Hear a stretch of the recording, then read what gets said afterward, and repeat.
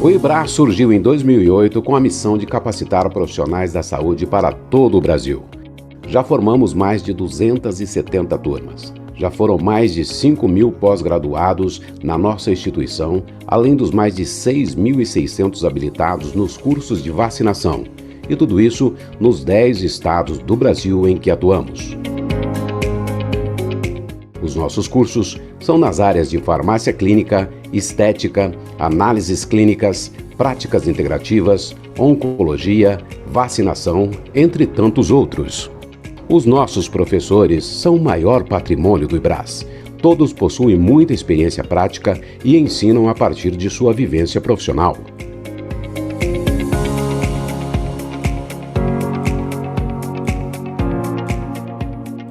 Trabalhamos com a utilização de metodologias inovadoras que transformam a vida de milhares de alunos por todo o Brasil, ampliando as oportunidades em sua vida profissional. Quem compara, faz IBRAS.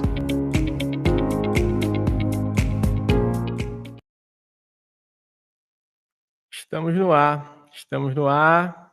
Boa noite a todos. Boa noite, Eduardo Reis, Dr. Frank Bacurau, Olá, boa doutora noite. Tânia. Bom, tudo certinho. Estamos ao vivo aqui no YouTube e no Instagram do Dr. Eduardo Reis, tá certo? Hoje, mais um evento promovido pela Faculdade IBRAS e pelo IBRAS Academy, que é a plataforma de cursos que o IBRAS proporciona para vocês, inclusive, né, essa live de hoje ficará gravada de forma gratuita, para que vocês possam rever, se quiser anotar algum ponto, vai estar disponível para vocês. E o tema de hoje é creatina. Você realmente domina o suplemento mais estudado no mundo? E para isso, né, mais uma vez a gente conta aqui com a condução do Dr.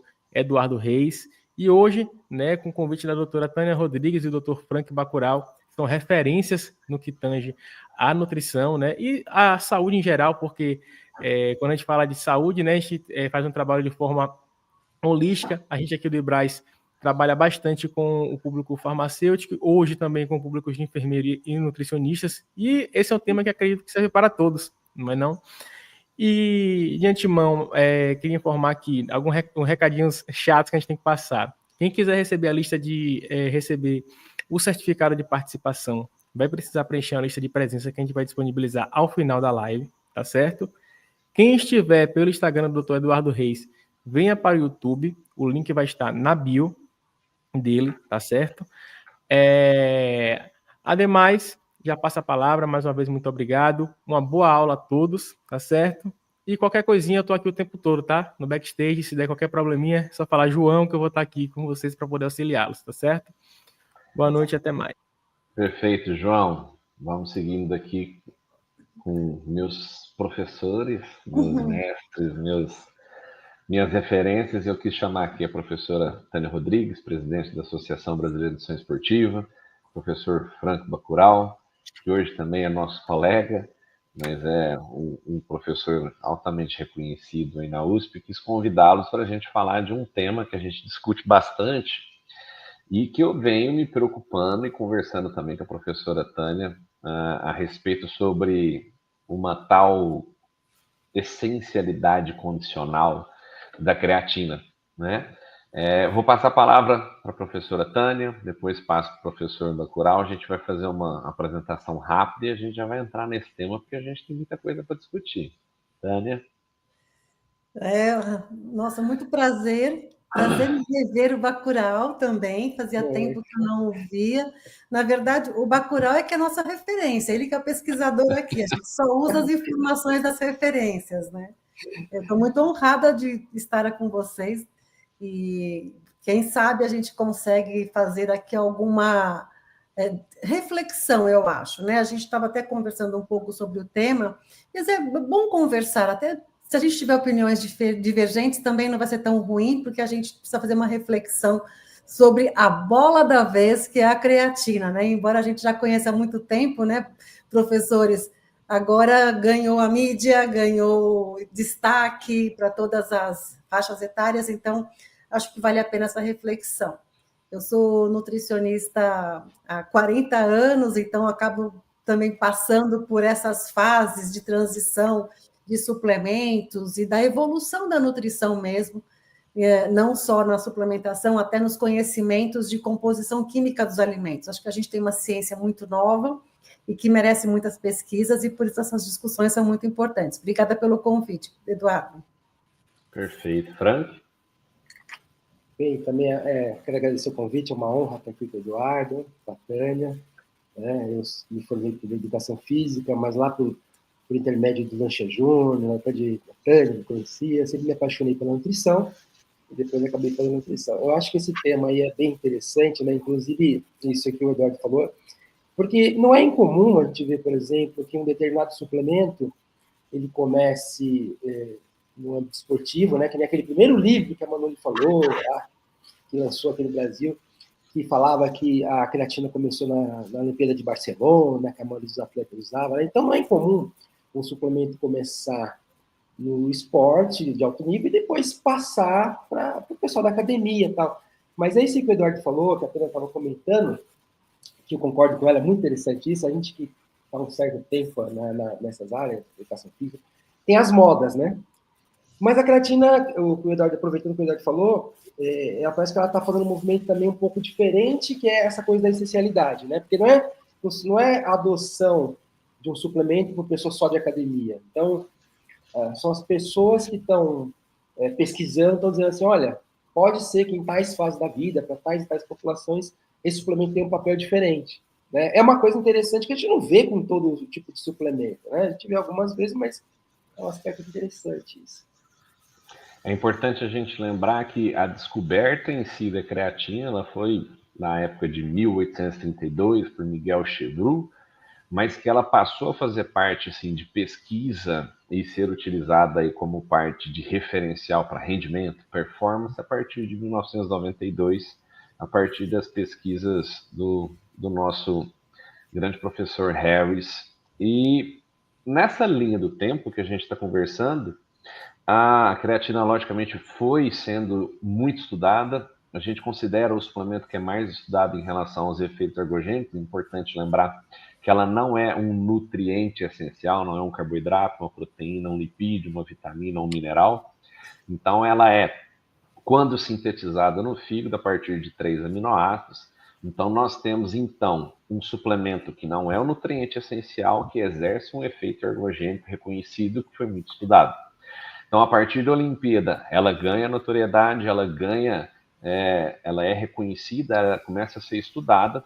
E aí, com o tempo, a gente vai descobrindo algumas coisas. Meados dos anos 2000, ela foi proibida em alguns países. E essa proibição, ela aconteceu a partir de alguma presença de contaminantes em matérias-primas, né? Professor, eu me lembro muito bem da professora Tânia, próximo de 2009, 2010, fazendo uma palestra, e ela falando que na França ela estava proibida por contaminantes que foram encontrados, e até o Lancha fez um trabalho gigante na época para fazer a aprovação em 2009 com a Anvisa, onde a professora Tânia também estava presente, e ele ressaltou quais eram os principais contaminantes da creatina. Então, a creatina sintética, ela é uma complexação de sarcosina com cianamida. E esse erro de proporção entre essas duas substâncias podem dar origem a outras substâncias, como dicianodiamina, formaldeído, a própria creatinina, e que são substâncias nefrotóxicas, dependendo de um certo ponto e uma certa dosagem, mas elas não deveriam ser encontradas ali nas matérias-primas, porque elas fazem parte de um controle em partes por milhão. Então, ela teve essa época, no início dos anos 2000, de proibição, exatamente por conta disso, e algumas matérias-primas se destacaram pela qualidade, pela baixíssima quantidade de partes por milhão desses contaminantes, ou zero, entre elas a que a gente chama hoje de Creapure, né, que a gente coloca aí como uma matéria-prima de excelência, aí, mas hoje a gente tem outras também. O que a gente se preocupa vocês percebem que nós estamos acompanhando, a gente percebe que muito suplemento vai e volta, né? Eles não são reinventados, mas a L-carnitina foi, morreu, foi de novo, morreu, mas agora aparece com cafeína, e aí as histórias se modificam um pouco. Mas agora o que está em questão é que a Sociedade Internacional de Nutrição Esportiva, Inclusive, entrou em contato com a professora Tânia, sendo presidente da BNE, para falar sobre a publicação do artigo deles. A gente vai falar um pouquinho sobre esse artigo, que eu acho que é extremamente importante. E o artigo, ele fala, o título, a tradução seria: a suplementação com creatina é segura, benéfica ao longo de toda a vida e não deve ser restrita. Prof, o que você pode falar para a gente do artigo e por que eles entraram em contato? Eles queriam ampliar ainda mais a divulgação do trabalho? Fala um pouco para a gente. Não foi exatamente ampliar o trabalho, mas deixa eu voltar um pouquinho, até aproveitando a sua introdução, que foi maravilhosa, que eu adoro essa timeline, até para a gente entender um pouco de onde vêm essas pesquisas. E, de fato, foi proibido, até porque nos anos 90 a gente nem entendia como que a gente poderia ingerir creatina e a creatina entrar nas células. A gente imaginava que creatina era só uma produção intrínseca, então a gente não conseguiria fazer com que ela passasse pelo tubo digestório e entrasse lá na célula. Isso é muito importante, até para a gente ampliar um pouco a introdução, antes de falar do artigo, que também quero ouvir muita opinião do Bacurau. É importante porque a gente tem a produção de creatina no nosso corpo, porque a molécula ATP-CP precisa dessa combinação de alguns aminoácidos, e quando você diz que a creatina sintética, que é a creatina que a gente tem na suplementação, que é a produção industrial, a gente não está... Isso é muito importante, porque as pessoas, mesmo estudantes de nutrição, têm muita falha de compreensão. Acha que quando compra creatina, está comprando exatamente a junção dos aminoácidos, como acontece no nosso organismo. Ou está consumindo, ingerindo partículas das fibras musculares de um bovino, sabe? Parece que eles estão realmente usando a creatina que está presente nas origens animais e ingerindo. E não. Então, a cianamida que você disse, só quero chegar nesse ponto para a gente entender o que eram aqueles radicais nefrotóxicos, que a cianamida, ela é também obtida através fiz até uma colinha para não errar o nome, que é o carboneto de cálcio e nitrogênio atmosférico. Só que o carboneto de cálcio, que dá origem à cianamida, vem do calcário e do carvão. E por isso também, além dos erros de composição, por ser de origem ali, a base de tudo vem do carvão e do calcário, do cal, então muitas vezes tinham radicais nefrotóxicos, essas misturas que não tinham pureza. Então, o monohidratado é 99,99% puro, e depois de muitas pesquisas que também bateram cabeça para fazer a absorção disso acontecer de forma adequada e aí observarem as mudanças em relação à competência muscular nessa produção de ATP através da creatina suplementada. E eu concordo que, sim, todos nós aqui, né, que vamos para congresso, percebemos o quão é estudado e quanto a gente acha artigos sobre creatina. Só que o primeiro ponto que eu gostaria de colocar nesse artigo que a gente está querendo discutir agora, em 2025, colocando a essencialidade primeiro, não é essencial, se o nosso corpo produz, para a nutrição, o conceito essencial é quando o nosso corpo não produz. Então, alguns aminoácidos são essenciais porque o nosso corpo não produz. Alguns ácidos graxos, que são os compostos de gordura, são essenciais porque o nosso corpo não produz. A alimentação é que nos traz essas substâncias essenciais para que a gente consiga, na complexidade bioquímica, trazer todas as reações da nossa vida, né, do nosso organismo. E creatina, então, não é essencial por esse conceito. Colocar a palavra essencial como significado sinônimo de importância já está errado. A gente pode falar importante nas pesquisas e no que foi demonstrado, por exemplo, para a força muscular, para melhora da competência de contração muscular em exercícios de curta duração, enfim, que foi muito usado com musculação. E algumas atividades como natação e atletismo de provas curtas podem se beneficiar. Muito bem. Agora, eu tenho uma discussão que a gente poderia ficar horas aqui, eu quero também agora ouvir o Bacurau sobre isso, essa essencialidade ser colocada até para crianças e adolescentes é um ponto de atenção. Se a gente lembrar que a gente acabou de falar que não é essencial e que tem uma produção industrial que, se tiver algum tipo de erro de composição, pode ser até ruim para a saúde, se faz necessário um acompanhamento a longo prazo. A maioria dos artigos que mostram que não há nenhuma complicação renal ou algum problema de saúde relacionado ao uso de creatina de forma contínua é feito de 3 a 12 meses. A gente, pelo menos eu desconheço, se alguém conhecer pode colocar para a gente até aprender mais, mas eu desconheço de algum trabalho que se faça o acompanhamento de consumo de creatina a longo prazo. Então, a gente ainda não sabe o que vai acontecer. E assim, até para gestante, o uso de creatina, eu acho um pouco demais. Eu acho que a gente tem que deixar o organismo num processo de desenvolvimento, que é o bebê, o feto, o bebê e até a adolescência, fazer com que o organismo tenha a sua atividade natural no processo de desenvolvimento. Na fase adulta e na fase mais velho, talvez a gente tenha mais benefícios, porque a nossa produção pode diminuir na fase mais velha, mas também o aumento da ingestão para um objetivo específico pode ser melhorado com a ingestão. Agora, a minha discussão, eu ainda não me convenci do uso para crianças, gestante, crianças e adolescentes, como o documento também aponta, já que ele classifica como essencial. Perfeito. Frank? Eu acho que o que a Tânia está falando é importante, né? Porque no documento eles, de certa forma, eles querem propor para todas as populações, né? E isso que a Tânia falou é verdade, não é essencial, né? E aí, esse conceito que ela falou de essencial é muito importante, porque é uma das primeiras coisas que a gente aprende na nutrição, na faculdade, mas o pessoal faz muita confusão. Não tem nada a ver com creatina, mas, por exemplo, agora está na moda da dieta carnívora, dieta proteica. E aí, as pessoas que propõem essa dieta falam assim, não precisa do carboidrato, porque ele não é essencial. E aí é o que a Tânia falou.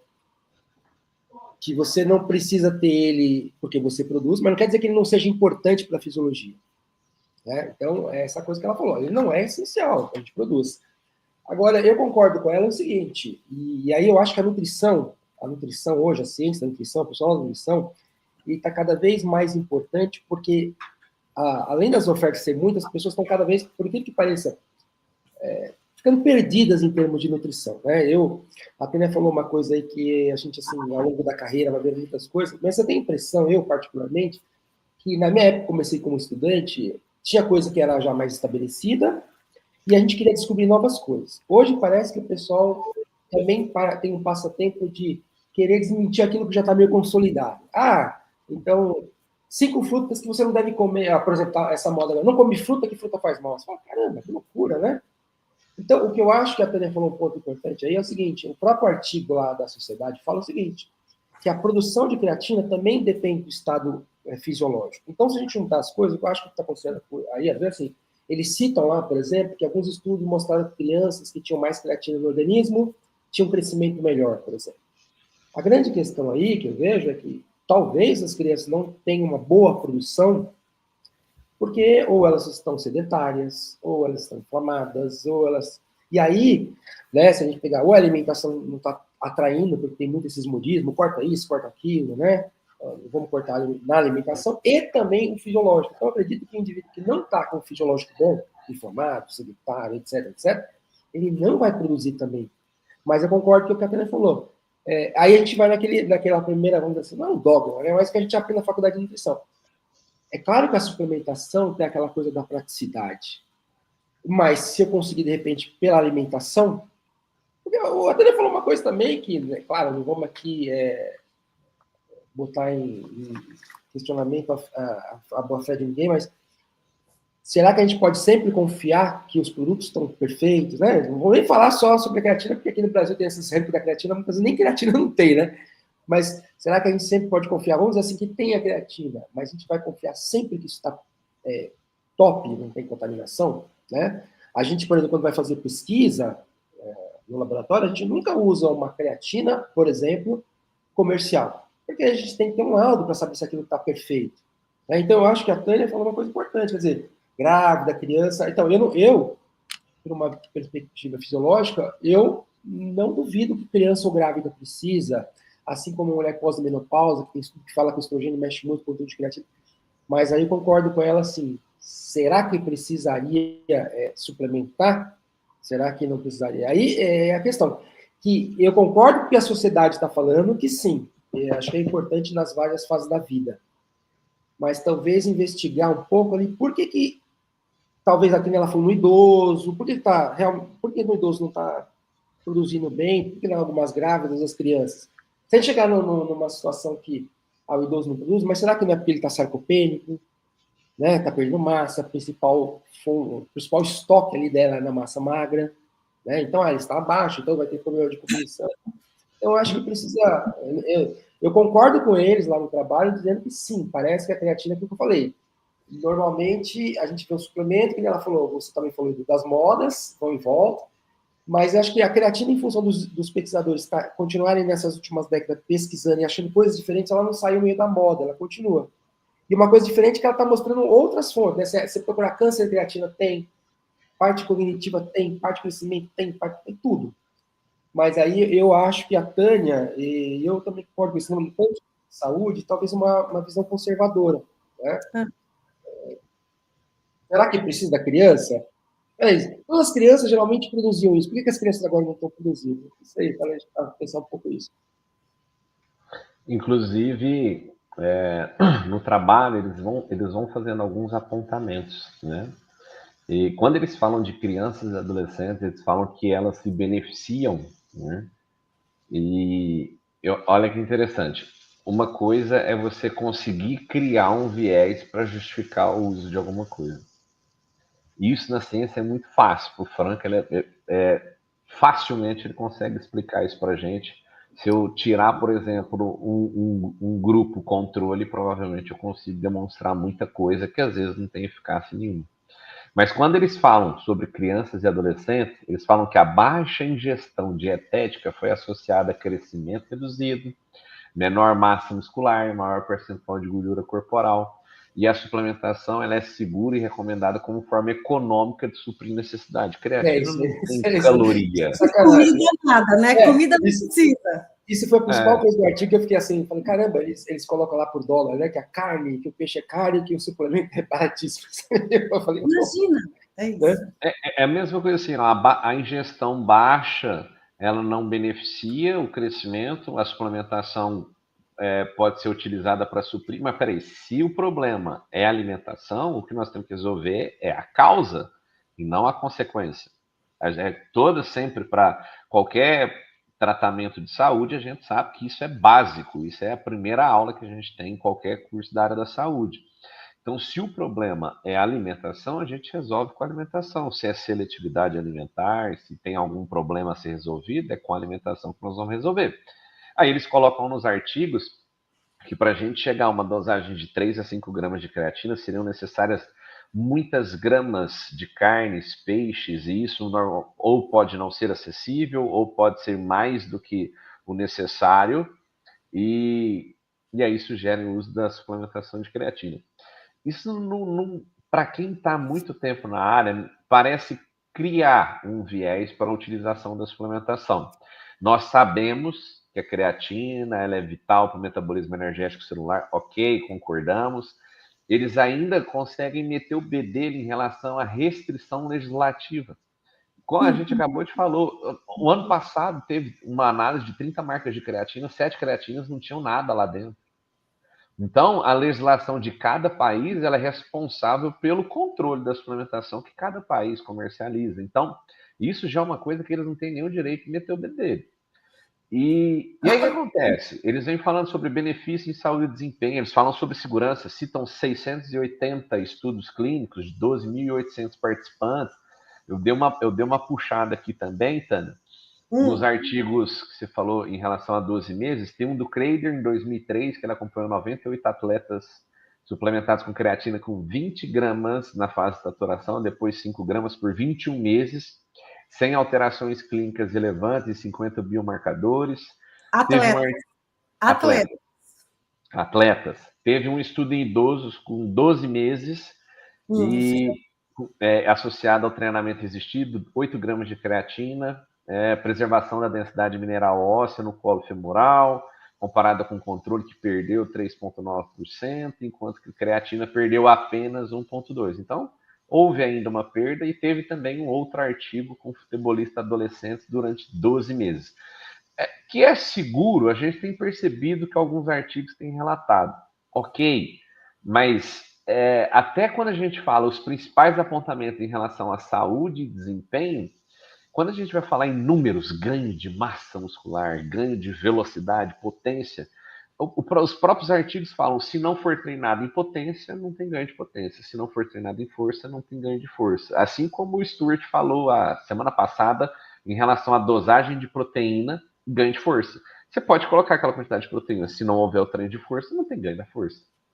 Né, Franco? Eu acho que você pode falar um pouquinho disso aí também. O que você está falando, o próprio artigo fala, né, que ela seria necessária para situações de estresse metabólico, né? Ele fala que treinamento intenso, infecções, doenças, aí tudo bem, né? Se bem que a gente vai suplementar isso para aumentar lá o nosso estoque em 20% no máximo, mas aquela ideia, num período que o indivíduo está submetido, né? E eu acho que muita gente, quando treina, não sei nem se beneficia, porque se você para pensar, nem sempre todo mundo que toma reduz o intervalo entre as séries, né? E uma ideia seria recuperar mais rápido entre as séries, fazer mais repetição numa certa carga. Então, por exemplo, sei lá, você achou uma carga que você faz 10 repetições máximas. O ideal é você tomar, será que eu consigo fazer 12 ou 13 com aquela mesma carga? Então, às vezes as pessoas tomam, mas não mexem na orientação do treino delas para poder ter os benefícios do suplemento, né? Então, pensando. Mas sim, com certeza, em termos de suplementação, tem muito trabalho que mostra aí, né? Se for adequado, você consegue verificar as melhorias das coisas dela. Então, eu acho que... E um apontamento também que eles vão fazendo para justificar esse uso bom, então se nós temos aí um número suficiente de artigos que falam sobre hipertrofia, melhora no rendimento, na performance, eles vão tentando achar outros argumentos para conseguir encaixar essa essencialidade condicional que eles falam aí. E aí eles começam a atacar o que a gente está sofrendo bastante em qualquer área da saúde, que é a parte cognitiva. E aí o pessoal, opa, peraí, Alzheimer, né? E eu até mandei aqui, a gente compartilhou um artigo aqui, que ele foi publicado. Olha só para você ver que interessante. O artigo ele fala o seguinte: estudo piloto com creatina monoidratada na doença de Alzheimer, viabilidade, creatina cerebral e cognição. Esse artigo é um artigo de 2025 agora, que foi utilizada 20 gramas de creatina monoidratada por 8 semanas em pacientes com diagnóstico de Alzheimer. Eu vou fazer igual todo mundo faz. Eu vou ler o título e vou ler a conclusão, tá bom? Porque é o jeito que todo mundo lê. E aí depois nós vamos discutir um pouquinho. Tá? Na conclusão, fala o seguinte, que a suplementação de 20 gramas de creatina monoidratada por 8 semanas ela é viável, segura e potencialmente benéfica em pacientes com Alzheimer. Observou-se o aumento da creatina cerebral e melhora em vários domínios cognitivos. São necessários ensaios clínicos randomizados e controlados para confirmar a eficácia e estabelecer recomendações. Quando eu vi a primeira vez, fala assim, aumento de 11% na cognição. A cognição não se mede em percentual, para a gente começar. Tá? E o que é que foi avaliado ali? Cognição global, cognição fluida, memória de trabalho. Isso aí a gente tem que ler bem, porque só para começar a nossa conversa, essa revista é uma revista chamada Alzheimer e Demência, Translational Research and Clinical Interventions. É uma revista que começou a publicar em 2015. Eles não têm nem fator de impacto ainda. Mas é uma atualidade, é uma coisa que a gente está buscando entender. Mas espera aí. Eu até, quando o ISSN soltou o artigo, eu falei, vocês precisam primeiro chegar num consenso entre vocês em como que se mede cognição em percentual.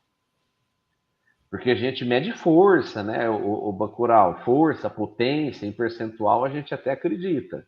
Agora, medir a cognição em percentual através de atividades, a gente precisa entender melhor e parametrizar melhor isso aí, né?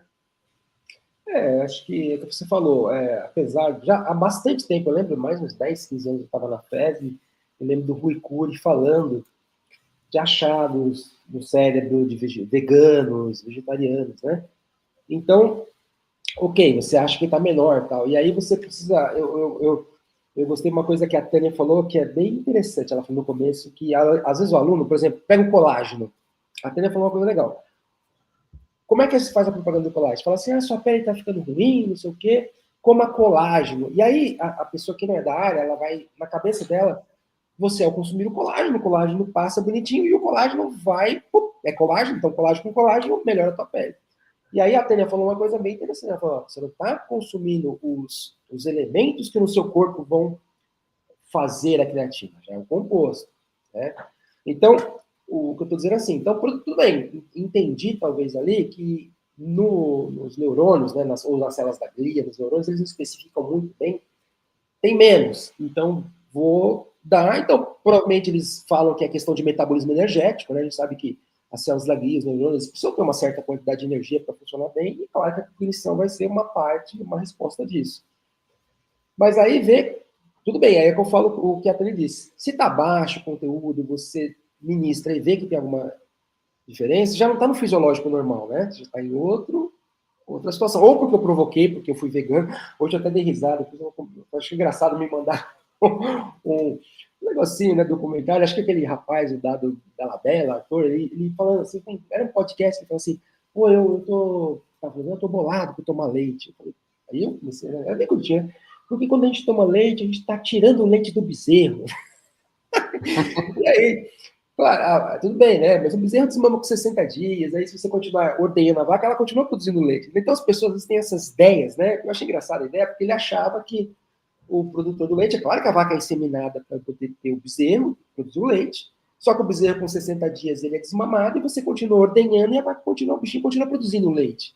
Então ele tinha uma ideia assim, não, eu não vou querer tomar mais leite. Aí o outro que estava falando com ele falou assim, outro dia eu olhei meu whey lá e falei, caramba, será que vale a pena eu ganhar essa massa muscular assassinando o bezerrinho, tomando a comida dele? Então, às vezes, eu acho que a Tânia falou uma coisa interessante, as pessoas têm umas ideias completamente erradas sobre esses negócios, né?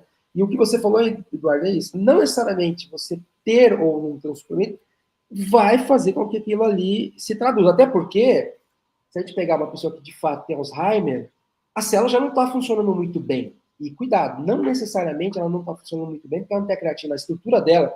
Tanto que nesse estudo aí, eles dosaram os fragmentos no sangue, que ele diz uma coisa interessante desse trabalho, que recentemente começou a ter um diagnóstico biológico de Alzheimer, que até então era clínico, né? Tem que ir tirando parâmetros e tal, e eles estão dosando uma substância lá, que são aqueles agregados, que eles dosaram no trabalho. Então, se a célula já está com estrutura comprometida, talvez a creatina, aquela ideia assim, sei lá, está 70% comprometida, a creatina vai ajudar ela a funcionar com 70%, mas não vai fazer ela voltar a 100% como antes. Então, por isso que a gente tem que, né? Então, acho que provavelmente beneficia um pouco, mas é um outro contexto, né?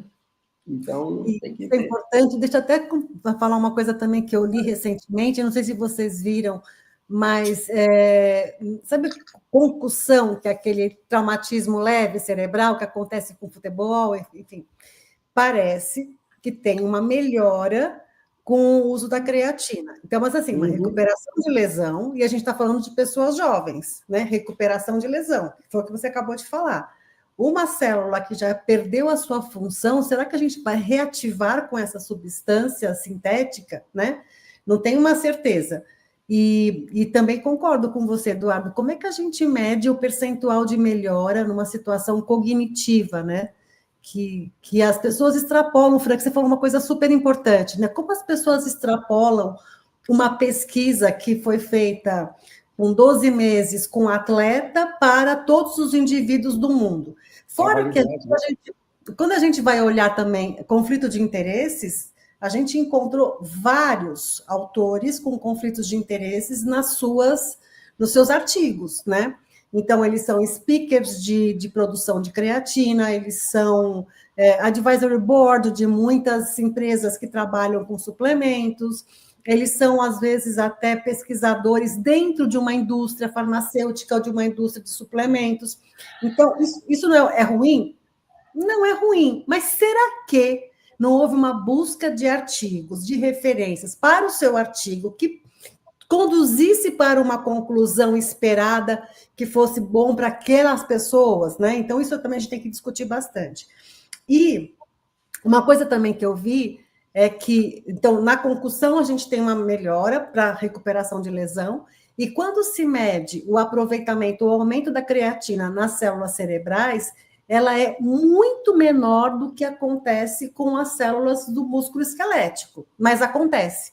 Então, eu acho que nessa condição de melhora de cognitivo, ainda precisam de muitas pesquisas. E uma coisa que sempre tem na nutrição é, se é bom para recuperação ou para corrigir alguma falha, alguma deficiência, não quer dizer que você colocando a mais a vida toda vai evitar aquele problema, né? Uhum.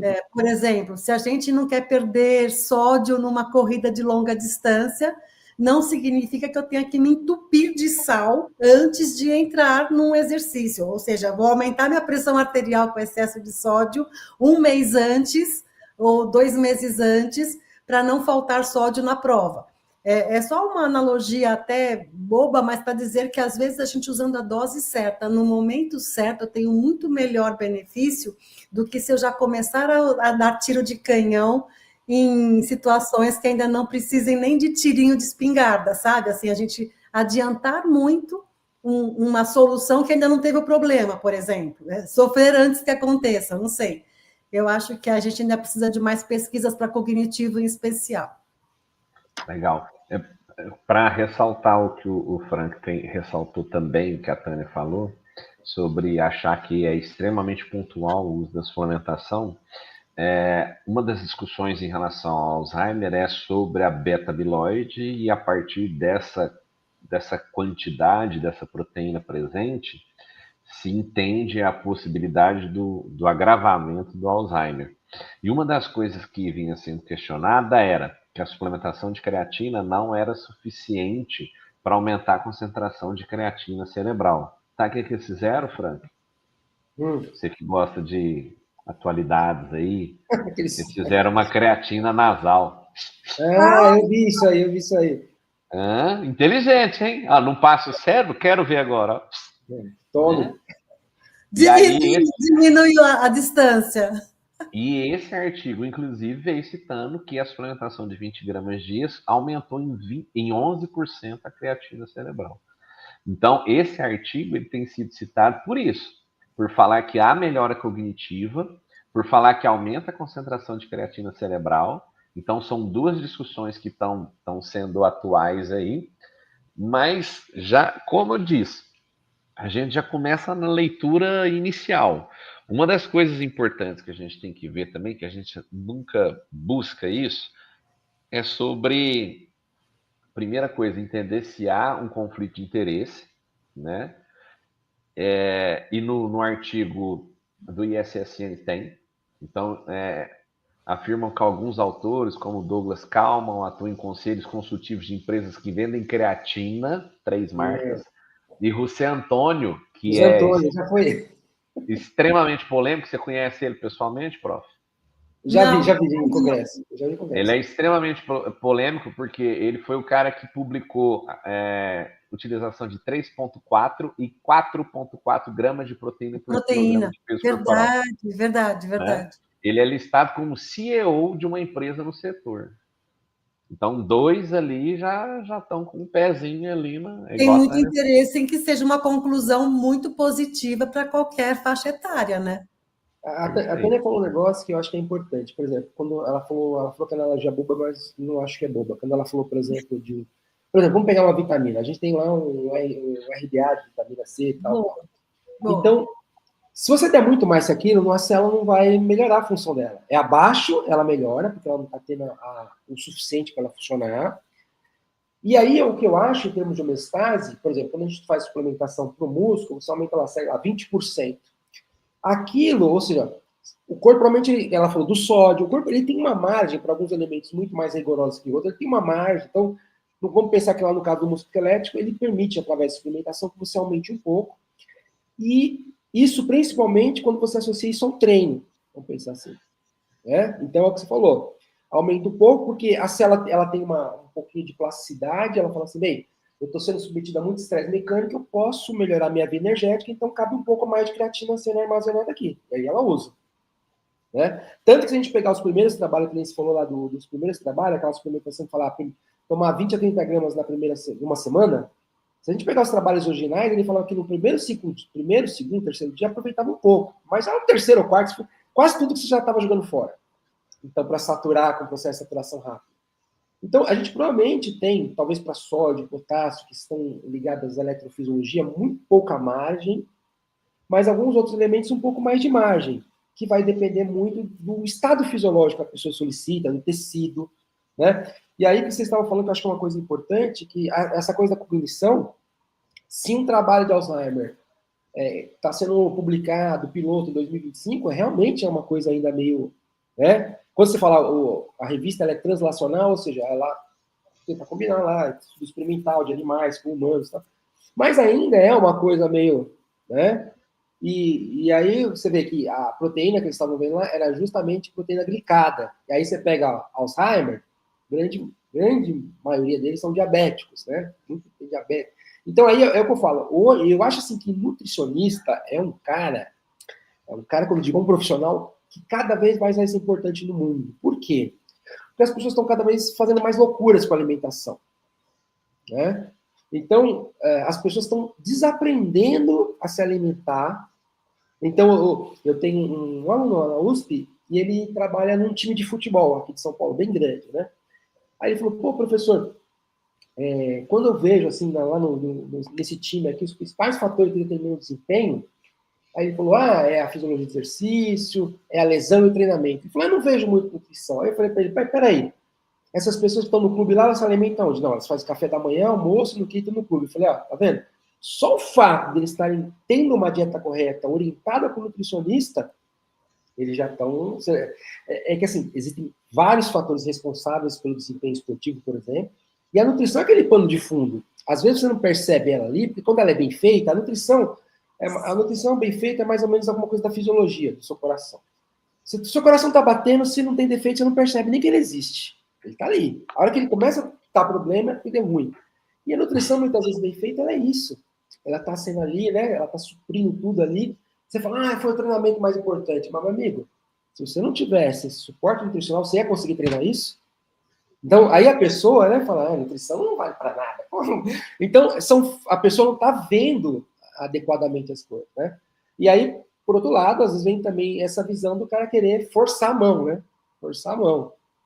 Então, eu acho que, sim, pode ser que se a gente tiver mais pesquisa, talvez aí, até em função dessa coisa das pessoas, às vezes, não ter uma boa oportunidade para se alimentar, talvez em uma dose com uma suplementação vitamínica, nos casos que forem necessários, mas concordo com a Tânia, vamos procurar ali um nutricionista, né, uma gestante, né, criança, né.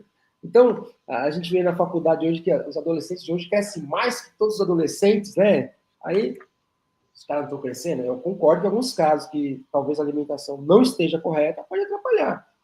Mas aí, de novo, cadê aquele papel oculto de base da nutrição que é bem feito e não está sendo bem feito? Aí esse é o problema. Maravilhoso, Frank. Tem mais uma coisa também que a gente queria lembrar aqui, quem está nos assistindo, né? A gente tem uma complexidade fisiológica, orgânica, bioquímica, mas também anatômica, né? Então, será que para todo mundo, quando coloca a creatina via oral, tem a mesma absorção, vai chegar à mesma quantidade na corrente sanguínea? Então, pela alimentação, a gente tem uma alimentação onívora, né? A gente não está falando do vegetariano que entraria, sim, numa deficiência caso não fizesse ali as melhores escolhas para a sua composição de proteínas, que é de origem animal, a creatina. Mas os aminoácidos produzem, né? A gente só precisa complementar pela alimentação. Então, pela alimentação onívora, a gente consegue 1 grama, aproximadamente, de creatina por dia. E nosso corpo funciona muito bem com 1 grama. O que a gente está discutindo com os trabalhos é, se eu tiver uma suplementação, o quão eu melhoro a ação da creatina no músculo esquelético. E agora estão extrapolando para outras células, né, em algumas patologias, mas células também cerebrais, porque aí descobriram que a creatina faz parte de todas as células, produz energia em todas as células do nosso corpo. Mas essa quantidade ingerida em via oral nem sempre representa manter 3 gramas na corrente sanguínea, que em algum momento a gente falou disso aqui, de que a justificativa era que a nossa alimentação não mantém 3 gramas, mas nunca significa que se eu vou colocar 3 gramas via suplemento, eu tenho exatamente os 3 gramas na corrente sanguínea. Dependendo da minha microbiota, meu funcionamento intestinal, minha capacidade de digestão e absorção no estômago, na passagem para o duodeno, enfim, por todas essas condições, às vezes a gente nem absorve direito, né? Tanto que descobriram recentemente que é melhor a gente colocar a creatina junto com carboidrato para melhorar a absorção, mas agora descobriram que com proteína também tem uma boa absorção, a gente já pode misturar no iogurte, no leite ou no whey, e que se for depois de uma refeição, onde a gente tem todos os outros aminoácidos e nutrientes, inclusive as fibras, melhoram a absorção. Será que essas pessoas que estão usando creatina suplementada têm uma alimentação adequada que vai ajudar, inclusive, na absorção da creatina? Uhum. Isso que a gente está falando, né? Tem que comer direito, né?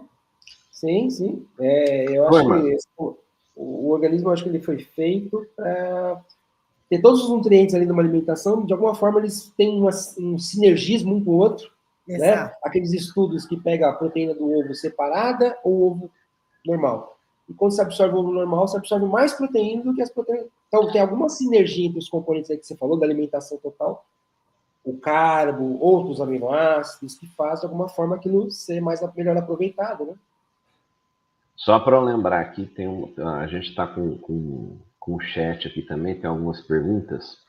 Perguntaram se a creatina, a recomendação é uso contínuo, durante quanto tempo, a gente tem falado aqui dos artigos aqui de 12 semanas, e nós temos com jogadores até 21 meses. Não sei se vocês então, lembram no artigo da sociedade aí que a gente está falando, eles citam um trabalho de 14 anos, vocês viram?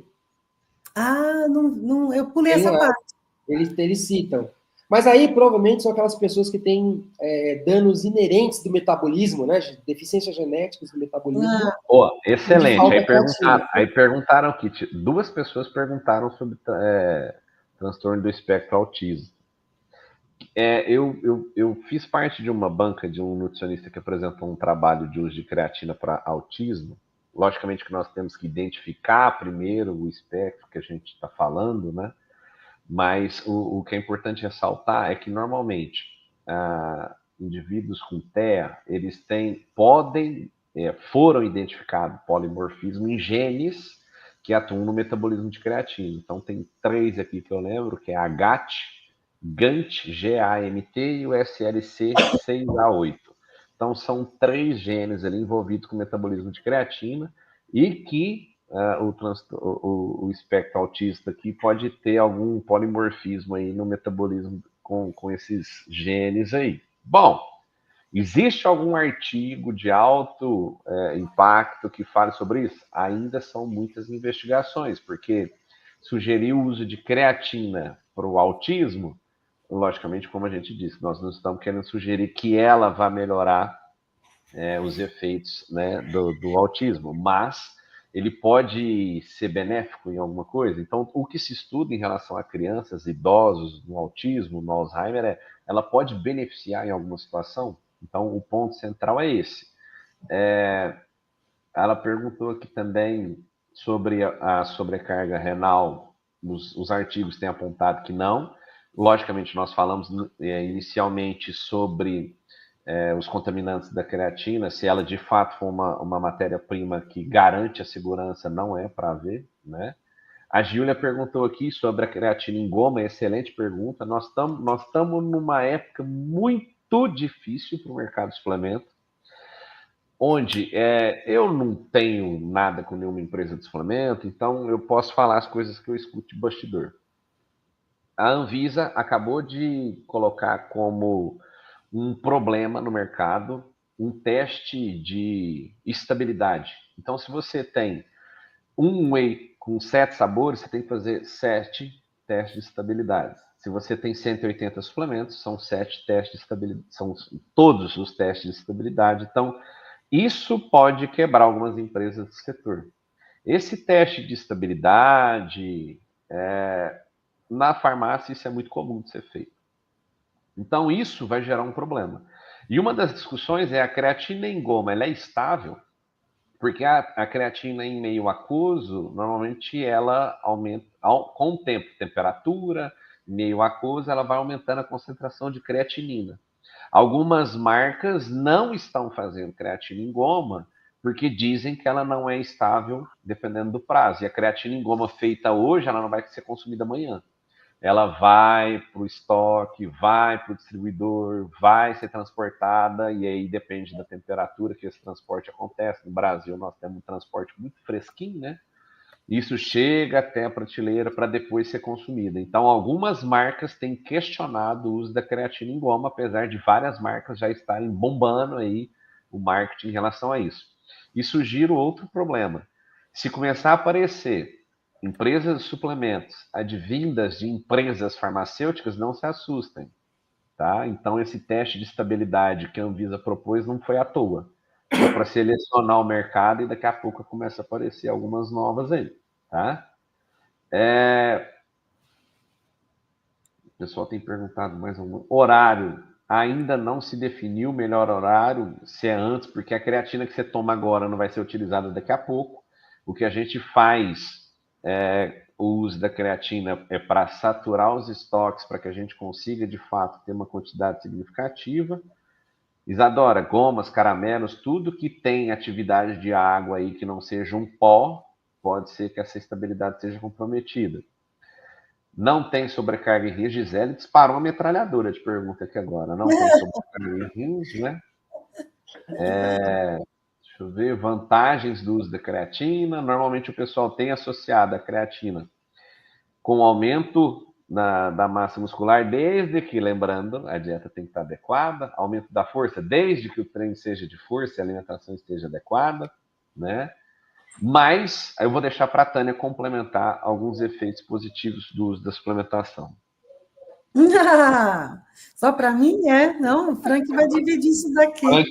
Frank também. Olha, eu vou só falar o óbvio, tá bom, Frank? Você completa com as suas pesquisas. O óbvio é a gente aumenta a quantidade de creatina disponível nos músculos, o que dá maior capacidade de treino.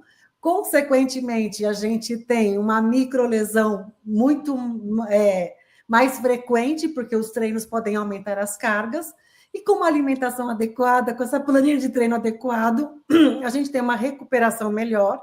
E aí você tem um aumento, inclusive uma adaptação das células satélites que torna esses músculos maiores e eficientes para treino. Então, isso pode aumentar peso muscular, né? Dependendo da modalidade esportiva, isso não é desejado, mas poderia aumentar a capacidade de treino e a quantidade em peso de massa muscular. Eu acho que a média está ainda perto de 1 a 2 quilos de aumento para a massa muscular.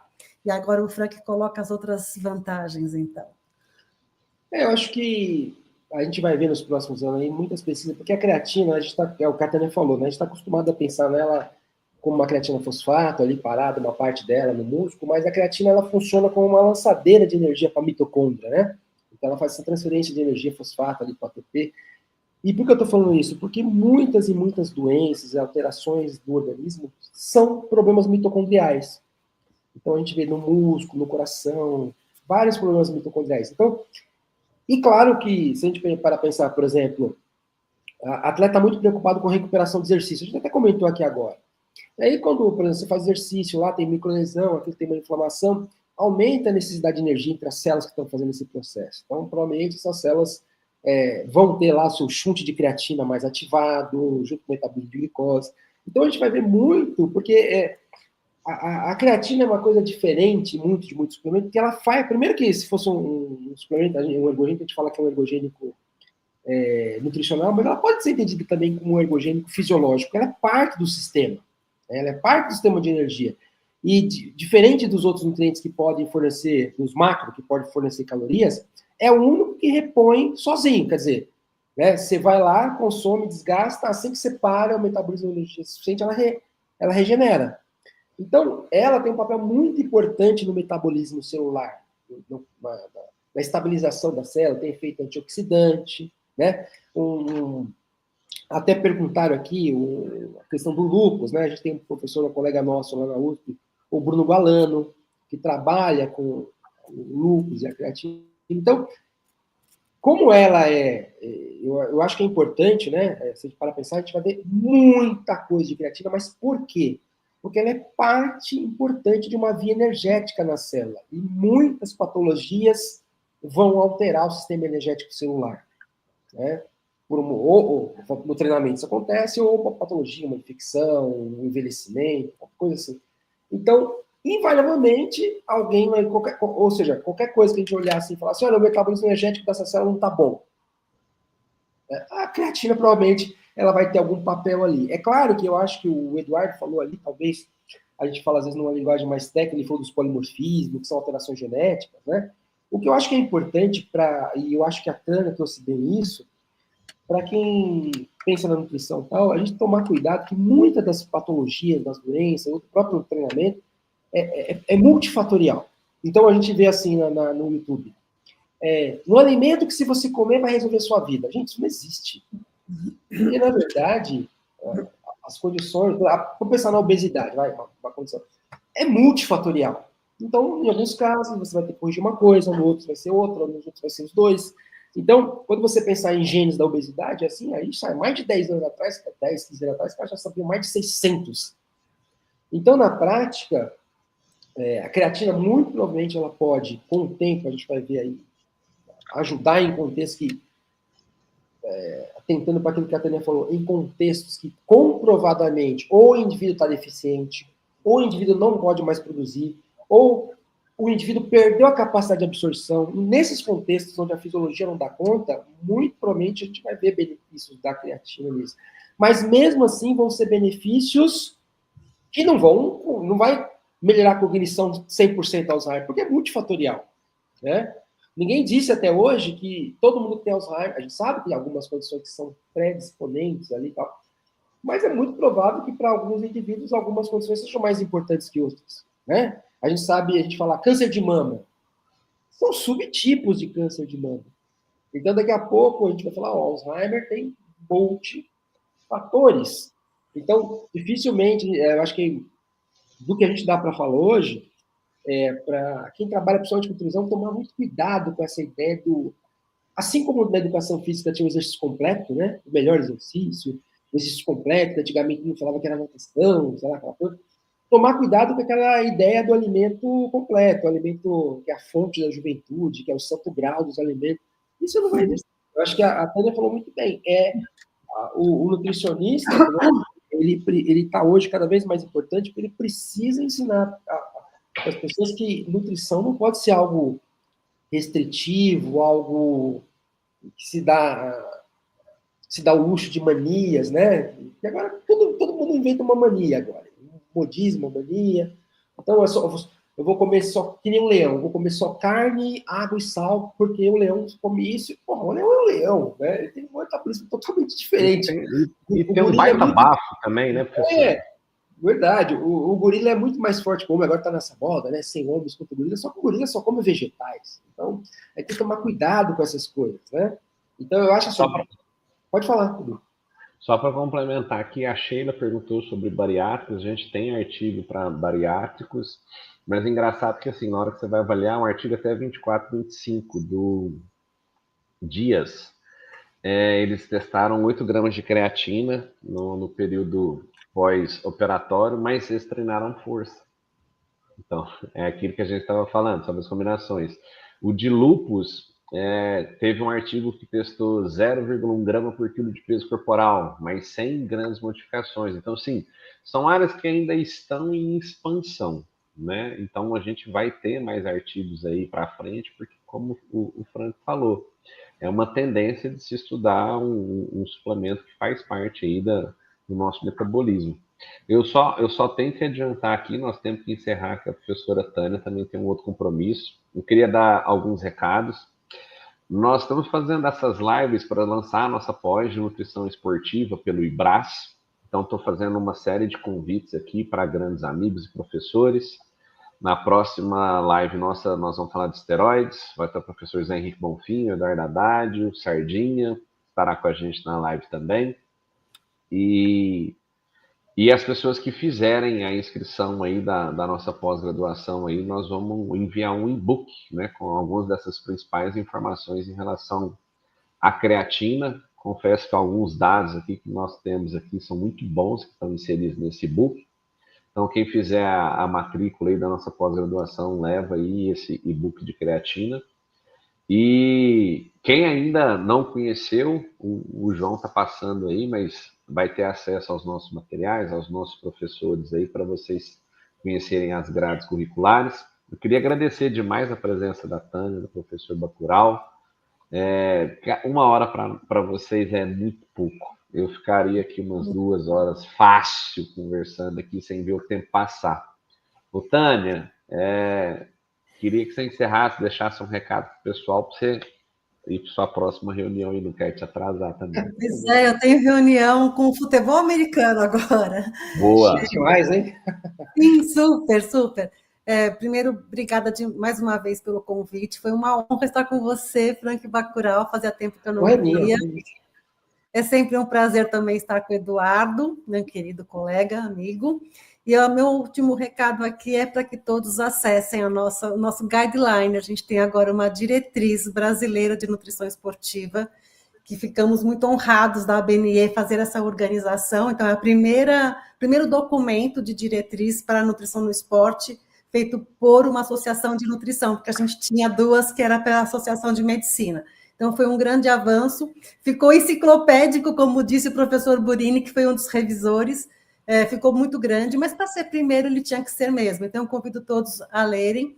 O link de acesso está lá no nosso Instagram da ABNE, que acho que fica mais fácil para pegar, né? Não tem o DOI aqui, mas fica fácil de pegar por lá. Então, obrigada mais uma vez. Obrigado, prof. Bacurau. Bem, quero agradecer também o convite, muito bom, né, gente? Ver amigos aí, né, que a gente trabalha, conhece, mas nunca vê. Foi uma grande honra falar com vocês. Um conselho que eu sempre dou para os meus alunos, né? Por exemplo, na nutrição, na educação física, sempre associa a nutrição, gente, acho que a Tânia deu a chave aí, ela falou da questão da fisiologia, sabe? Sempre associa a nutrição com a fisiologia, como é que é a absorção disso. Então, é claro que a gente precisa, no caso da nutrição, saber dos alimentos, saber tudo sobre os alimentos, mas sempre dá uma explorada na fisiologia, sabe? Será que isso funciona? Vai lá ver como é que o corpo funciona.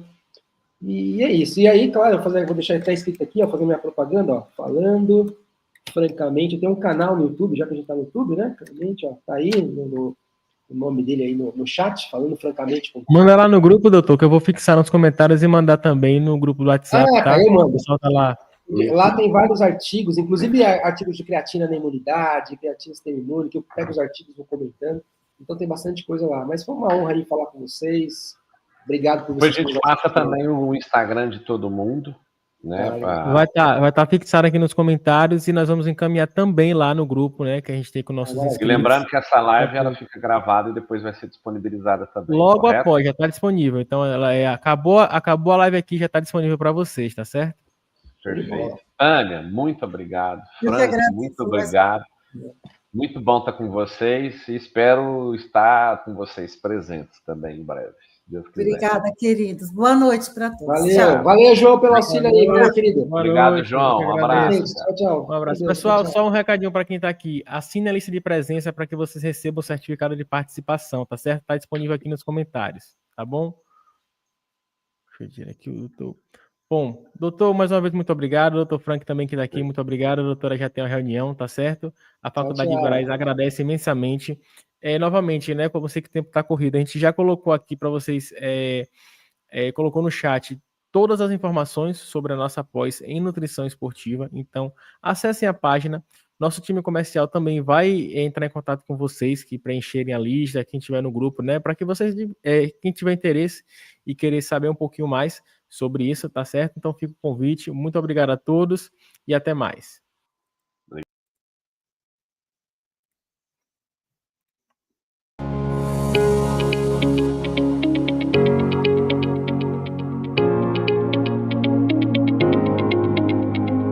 O IBRA surgiu em 2008 com a missão de capacitar profissionais da saúde para todo o Brasil. Já formamos mais de 270 turmas. Já foram mais de 5.000 pós-graduados na nossa instituição, além dos mais de 6.600 habilitados nos cursos de vacinação. E tudo isso nos 10 estados do Brasil em que atuamos. Os nossos cursos são nas áreas de farmácia clínica, estética, análises clínicas, práticas integrativas, oncologia, vacinação, entre tantos outros. Os nossos professores são o maior patrimônio do IBRAS. Todos possuem muita experiência prática e ensinam a partir de sua vivência profissional.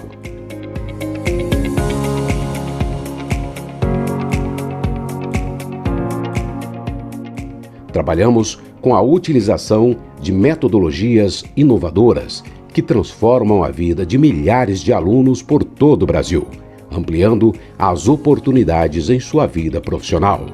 Quem compara, faz IBRAS.